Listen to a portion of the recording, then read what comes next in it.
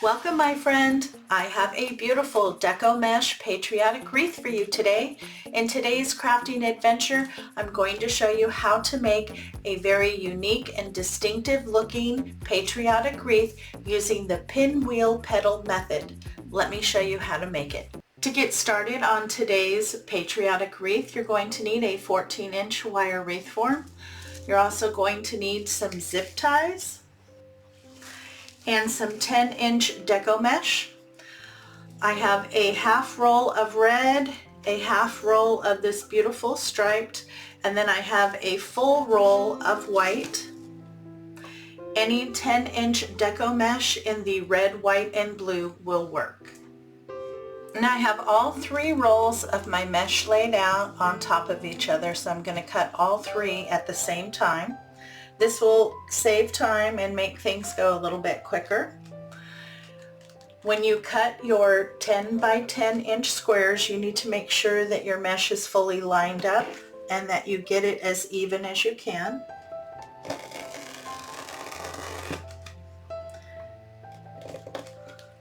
Now I like to use a rotary cutter. This gives me a nice clean cut. You can also use a good pair of scissors. In the description box below is a detailed list of all the tools and materials used in today's project.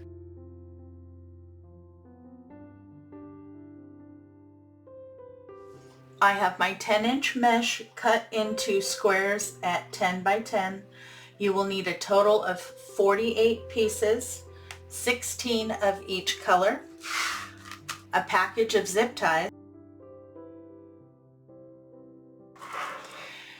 Now before you make your bundle, you want to preload your zip tie. And we're going to be adding a bundle on the second bar from the center and then the third bar from the center, and we're going to alternate between the two. When you use zip ties, you only want to attach to one bar.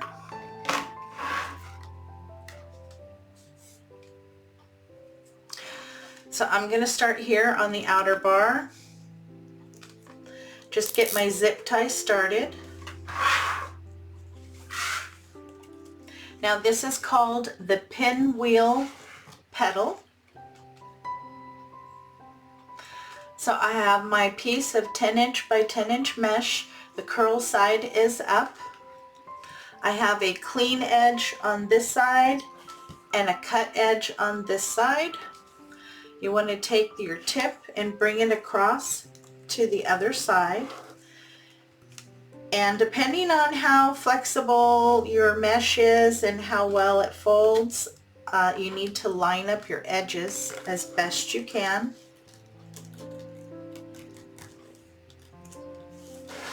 And then you want to take this corner on your right side and pull it in.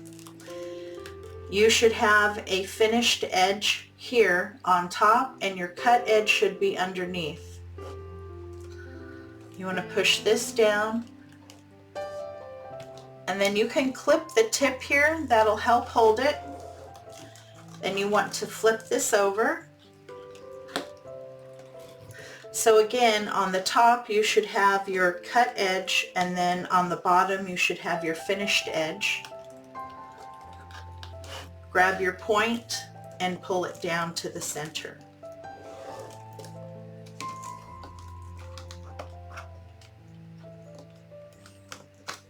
If you use a clip, you get a stronger point.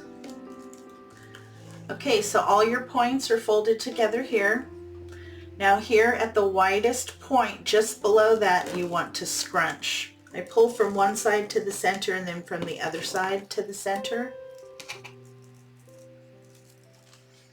Okay.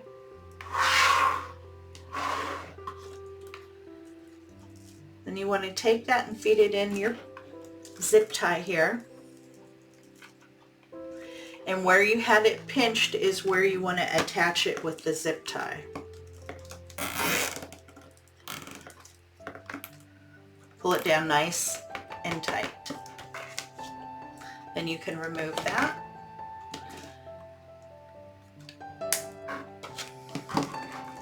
And get off the excess of your mesh here. I leave about a 1/2 inch. Okay, and that's your first petal. So you have a fold on this side and you have a fold on the other side. That makes it really nice and stiff. This mesh kind of poofs out with that, and I really like that look. I'll show you again. Now the white mesh is the stiffest mesh I have. This red mesh is very soft. So you'll see this one's a little bit harder, and then the striped mesh is even softer. Okay, so pull corner to corner. You see it rolls a little bit more. So you just have to do the best job that you can at lining up your sides. But really try to make sure that that raw edge is on the top so that when you fold over, what's exposed is that clean edge.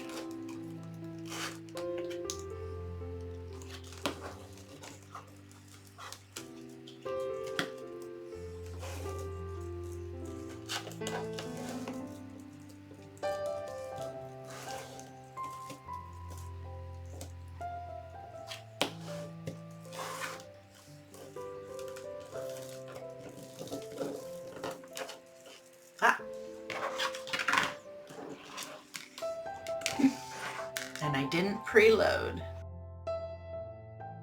Enjoying today's content? Please show your support by hitting the like button, leaving a comment, and sharing the video with your friends.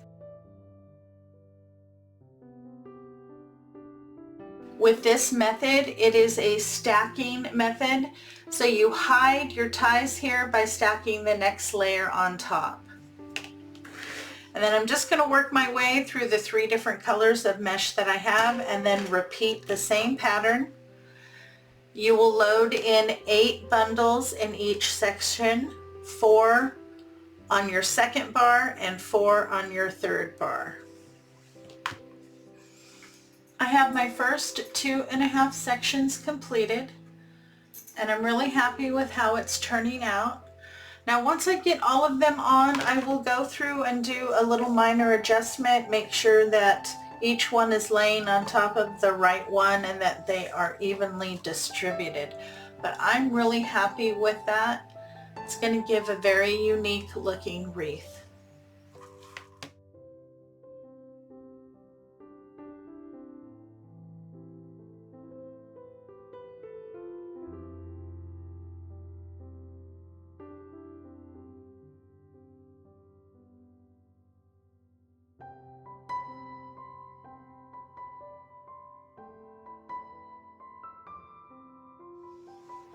I have my base complete, and I'm very happy with how it looks. It has a very unique and distinctive look. Now before I go any further, I want to put my sign on. And this is the sign I'm going to use. This is 10.5 inches in diameter. I did pick this up from craftoutlet.com. This is one of their weatherproof boards. It's on a stiff foam board. And this was $4.95. You do have to add something to it to get it attached. So I have one pipe cleaner here that I've cut in half. I'm going to glue one here at the top and at the bottom. I already marked the center so I know where it is. Add a little bit of hot glue, get my pipe cleaner in there, add a little bit more. And then I like to top that off with a little piece of ribbon. I just kind of pat that down. I want to make sure that that is nice and secure and it doesn't come loose.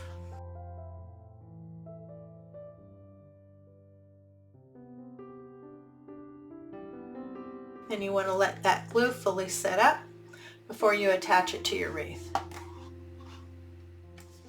Now when I put my sign on, I want to make sure that the top and bottom are attached to crossbars. And I'm going to take my sign and kind of feed it in underneath that first section of mesh. Enjoying the content and want to see more? Make sure to hit the subscribe button. When the notification bell pops up, if you hit that too, YouTube should let you know every time I upload new content. Once you have your sign on, go through and adjust your pinwheel petals. You want to make sure that you don't see anything funky around the inside and that you have a symmetrical circle on the outside, that you don't have any bunching of your petals. Oh, I think that's really pretty.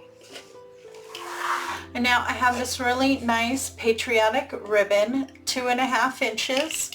It is a flag motif. I did pick this up at my thrift store, but any Hobby Lobby, Michael's, any of those stores, you'll be able to find some patriotic ribbon, so just find one that you like. You'll also need a full-length pipe cleaner. I have my easy bow maker and my ribbon. Now I'm going to measure my tails out at about 8 inches, pinch and twist. Now on your tails, the nice side of your ribbon should be facing up, but once you come through and you go to make your loops, the nice side of the ribbon should be facing down. And I want a really loopy bow on this one, so I'm going to make my loops at about 5 inches, and I'm going to do 3 to 4 on either side.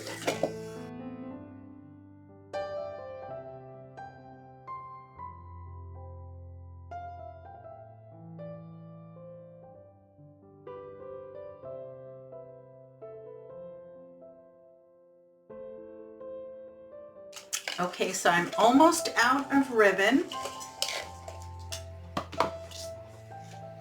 Okay, so I do have 2 loops on either side. So I'm going to do kind of like a center loop. I'm going to measure it at the same amount, come down, and then I'm going to come back through my smaller dowel rod and my larger dowel rod so I can get my tail on the correct side. So I'm just working with the amount of ribbon that I had. I have a full-length pipe cleaner. I'm going to lift that up, slide in underneath. Once I get next to the dowel rods, I push everything down so it's nice and snug, pinch and pull out. You need to make sure that that piece for your tail, that there's a little piece on the correct side so your bow does not fall apart. Wrap your pipe cleaners around to the back, pull it nice and snug and give a couple twists.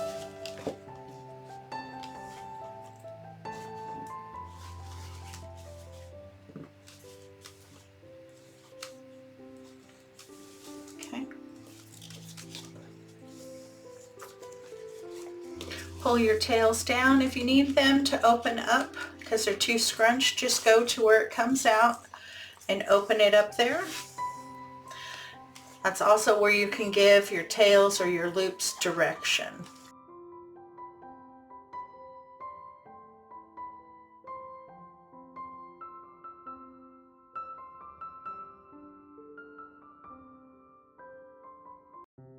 Okay, so that's approximately what your bow should look like.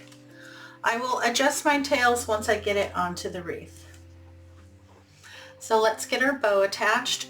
Now it's up to you where you would like to place it. I usually like to kind of move it around. I think I like it there. I think if I went on this side, it'll cover up too much of the eagle. So yeah, I think I'm gonna go right about there. And you attach it by taking those pipe cleaners. You move your mesh aside and you attach it directly to your wreath form in the back. Make sure to trim and tuck those pipe cleaners once you have it attached. Okay, I have my bow on and adjusted. I just fluffed out all my loops. I left my tails the length they were. I just dovetailed them, but I'm really happy with that. I can still see my eagle and the flag in the background. I love the pinwheel petal. Definitely use a little clip at the end. That made it much easier for me to get that nice strong point. And also if you're using more of a stiffer mesh, you get to keep the shape more. The softer the mesh, the more it's going to lose its shape. So keep that in mind when you're choosing your mesh. But I'm very pleased with this. What a pretty Deco Mesh Patriotic Wreath. I love the sign. It really inspired me to do this wreath. I was looking for something a little different and unique, and I think the pinwheel petal was the perfect choice. If you're looking for more independence in patriotic crafts and wreaths, you can click into that playlist right here. If you haven't subscribed yet, you should do so by clicking on this icon. Thanks so much for stopping by. Your visit is always appreciated. Have a great day, take care of yourself, and I'll see you in the next video.